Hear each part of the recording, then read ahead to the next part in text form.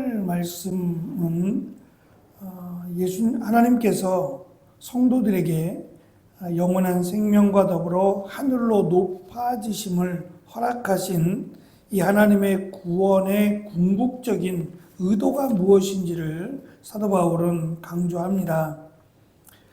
특별히 이 앞부분에 있는 오는 모든 세대에게 하나님의 은혜가 얼마나 크고 놀라운지를 보여주시기 위함이라고 설명을 합니다. 하나님의 은혜라고 하는 것을 에베소서를 시작하면서부터 반복해서 강조를 하고, 특별히 사도 바울이 하나님 앞에 감사할 수 있었던 그 이유가 바로 은혜 때문입니다. 하나님의 은혜로 말미암아 교회가 세워지고 하나님의 은혜로 말미암아 성도들이 그리스도 안에서 자라가고 있다라고 하는 소식을 감옥에서 듣고 감사할 수 있다라고 고백합니다.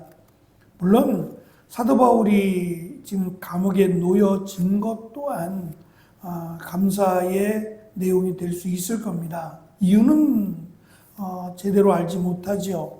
또 언제까지 감옥에 있게 될 것도 알지 못하지만 감옥이라고 하는 것이 중요한 게 아니라 하나님의 은혜가 훨씬 더 중요하다라고 하는 것을 바울은 강조합니다. 그리고 7절 말씀에서 이 하나님의 은혜에 대해서 세 단어로 사도 바울은 설명을 합니다. 먼저는 측량할 수 없는, 그리고 부요함이라고 하는 두 개의 단어를 사용합니다. 이것은 사도 바울이 하나님의 능력이 크다라고 고백했던 1장 19절과 3장 18절에서 지식에 넘치는 하나 그리스도의 사랑을 설명할 때 사용되었던 단어이기도 합니다. 측량할 수 없다라고 하는 것은 헤아릴 수 없고 또 우리가 계산할 수 없을 만큼의 하나님의 풍요로운 사랑을 의미하는 단어입니다. 그리고 세 번째는 자비하다라고 하는 자비하심이라고 하는 단어입니다. 이 단어가 구약에서는 선하다는 뜻으로 번역이 되었더라고요. 하나님의 선하심, 그리고 하나님의 자비하심, 하나님의 긍휼하심이라고 표현되는 이 단어가 하나님이 우리에게 베풀어 주신 은혜를 설명하는 단어이기도 합니다. 특별히 디도서 3장 4절에서 5절의 말씀을 보면 이 하나님의 자비하심을 이렇게 고백합니다. 그러나 우리 구주 하나님의 자비와 사랑이 우리에게 나타났습니다. 우리는 우리의 올바른 행동을 통해서가 아니라 하나님의 은혜로 구원을 받았습니다. 그분은 우리를 깨끗하게 씻어 새로운 사람이 되게 하시고 성령으로 새롭게 하셨습니다. 라고 고백을 했습니다. 우리의 공로, 우리의 노력, 우리의 어떠한 수고의 대가로 인해서 하나님이 은혜를 주신 게 아니라 무조건적인 은혜죠. 그래서 구원은 하나님의 선물이라고 고백하기도 합니다. 그런데 이 세 가지 하나님의 은혜를 설명하는 단어들을 사용했음에도 불구하고 사도 바울은 한 가지 더 하나님께서 우리에게 은혜를 베푸신 궁극적인 이유를 한 가지 더 마지막에서 설명을 하는데, 그것은 오는 모든 세대들에게 보여주시기 위함이라는 겁니다. 오는 세대라고 하는 것은 미래적인 일입니다. 과거나 현재, 그리고 예수님이 다시 오실 그때 또는 그 이후까지도 하나님의 은혜를 허락하시겠다는 겁니다. 그렇게 보면 우리가 이 땅을 살아가면서 하나님의 은혜 안에 놓여졌다라고 말할 것입니다. 예수님을 믿기 전, 예수님을 믿고, 그리고 예수님이 다시 오실 때까지 하나님의 은혜 안에 우리는 살아가고 있다라는 겁니다. 이 말 안에는 사도 바울이 쓰임을 받기 전, 그리고 사도 바울을 사도로 부르셨고 지금 감옥에 있는 것, 그리고 앞으로 되어질 모든 일들이 다 하나님의 은혜라는 거죠. 근데 실제로 우리가 신앙생활 하면서 또 예수님을 믿고 살아가면서 늘 은혜라고 말하는 사람이 얼마나 될까라는 생각을 가져요. 늘 은혜라고 고백하고 나에게 어떠한 상황이 주어져도 하나님의 은혜를 고백할 수 있다.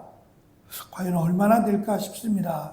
그런데 사도 바울이 지금 강조하고 있는 은혜라고 하는 단어는 우리의 상황을 설명하는 게 아니라 하나님께서 우리를 죄와 사망 가운데서 건져주신 것을 의미하고 또 하나님의 언약이 우리를 하나님의 보좌 우편에 앉아 계신 예수님과 함께 앉혀주시겠다라고 하는 언약과 관련이 있어요.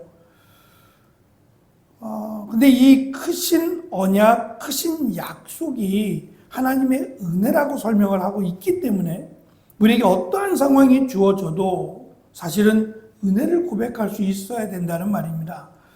하나님께서 우리에게 주신 가장 큰 선물, 가장 큰 은혜는 구원의 은혜입니다. 말할 것도 없이 우리를 죄와 사망으로부터 건져주신 은혜야말로 무엇과도 바꿀 수 없는 가장 큰 은혜라고 말할 수 있을 겁니다.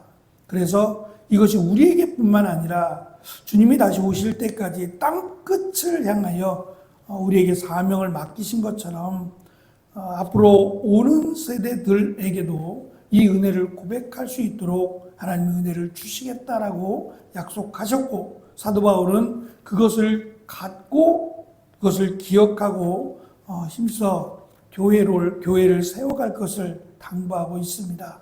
교회의 사명은 복음에 있고 교회의 사명은 한 영혼이라도 더 구원하는 것이 교회의 사명일 것입니다.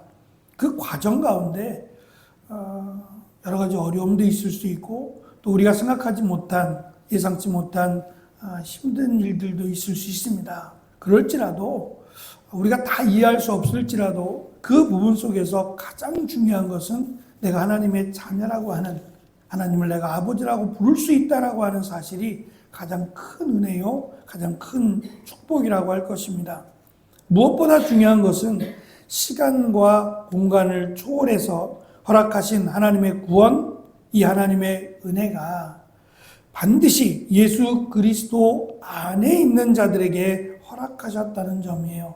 아무에게나가 아니라 예수 그리스도 안에 있는 예수 그리스도를 인자와 메시아로 믿는 그들에게 허락하신 은혜라는 거죠. 그래서 내가 요즘 은혜롭다라고 말한다 할지라도 그 은혜는 내가 생각하는 어떤 기준에서의 은혜가 될 수 있습니다. 지금 사도 바울은 그 말을 하자는 게 아니라 예수 그리스도 안에 있는 예수 그리스도를 믿음으로 받은 하나님의 약속, 하나님의 구원과 은혜를 말하는 겁니다. 이것은 예수님을 믿는 자들이라면 당연히 고백하고 당연히 기억하고 당연히 소망하고 살아야 될 하나님의 귀한 은혜라는 것을 강조하고 있습니다. 이것을 확신하고 교회를 세울 뿐만 아니라 성도들이 그리스도 안에서 자라갈 수 있다라고 우리에게 가르쳐 주고 있습니다. 이것을 기억하지 못하면 어쩌면 그리스도 안에서 자라간다라고 하는 것이 제대로 자라가지 못하는 그런 모습일 수도 있습니다. 하나님의 구원, 하나님의 은혜 이것을 우리가 확신하고 붙들고 힘있게 감사함으로 나아가는 오늘 하루가 또 되시기를 축원합니다. 기도하겠습니다.